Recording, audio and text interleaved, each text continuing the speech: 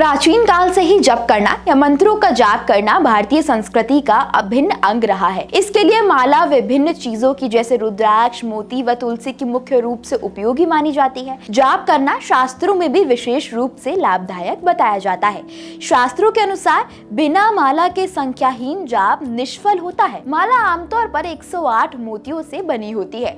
दरअसल ये केवल एक संख्या मात्र नहीं है, बल्कि इसका विशेष उपयोग भी है। ऐसी मान्यता है कि यदि कोई व्यक्ति जाप के समय किसी भी मंत्र का उच्चारण 108 बार करता है तो ये उसके जीवन में सुख समृद्धि का कारक बनता है। वहीं बिना गिने हुए किसी भी संख्या में किया गया जाप मान्य नहीं होता है। लेकिन अक्सर हमारे मन में सवाल उठता है कि मंत्रों का जाप आखिर 108 बार ही क्यों किया जाता है और माला में इसी संख्या में मोती क्यों होते हैं। माला में 108 दानों का विशेष महत्व होता है। योग और ज्योतिष के अनुसार इस नंबर को बहुत ही शुभ माना गया है और कोई भी पूजा 108 बार मंत्रोच्चारण के बिना अधूरी ही मानी जाती है। मंत्रों का जाप वेदों से प्राप्त हुआ है और इसका संबंध हमारी संस्कृति से जुड़ा हुआ है। ऐसा माना जाता है कि सभी मंत्र संस्कृत भाषा से निकले हुए हैं। दरअसल सभी भाषाओं का जन्म संस्कृत भाषा से हुआ है और इस नंबर को बेहद शुभ माना जाता है। संस्कृत भाषा में 54 अक्षर होते हैं और प्रत्येक अक्षर के 2 हिस्से होते हैं, स्त्री और पुरुष के रूप में। इन्हें शिव और शक्ति के रूप में भी देखा जाता है, इसलिए इसे शुभ माना जाता है। क्योंकि यदि 54 संख्या को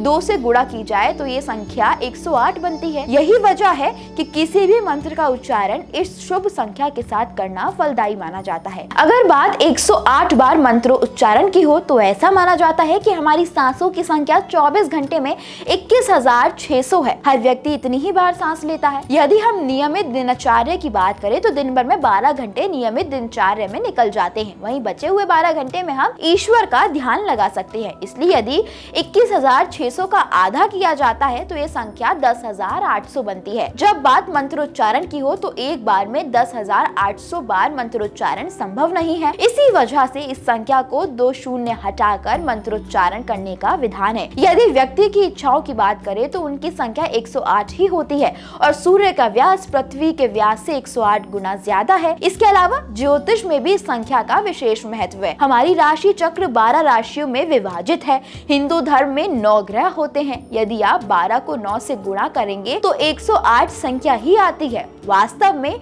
बहुत ही शुभ संख्या होने की वजह से ही मंत्रों का उच्चारण 108 बार करना फलदायी माना जाता है। इस वीडियो में बस इतना ही। आपको ये जानकारी कैसी लगी अपनी राय हमें कमेंट करके जरूर बताएं।